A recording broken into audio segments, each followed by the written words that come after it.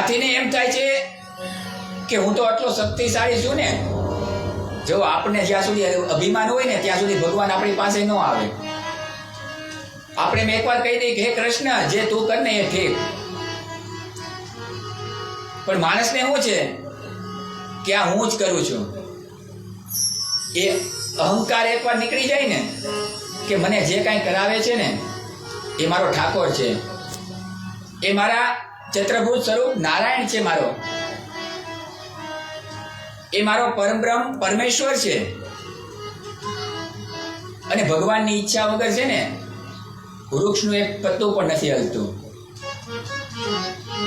મેં તમને આગળની કથામાં કીધું કે ભગવાને આપણને બતાવી દીધું કોરોના કાળ વખતે કે માણસ હવે તો થંભી જા થોડો.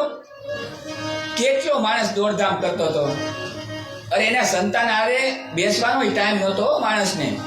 અને અમુક સિટીના માણસોને તો સમય પણ નથી, એટલા કામમાં વ્યસ્ત હોય કે સવારે નીકળી ગયા હોય, સાંજે આવે ને તો બાળકો સૂઈ ગયા હોય. એની સાથે ખાલી એક જ કામ, અર્થ સંપન્ન, પૈસા કેમ મળે. આ તો સારું છે રાત પડે છે હો, નકર એમ થાય હજી 2 પંપ લઈને છાંટી આવું.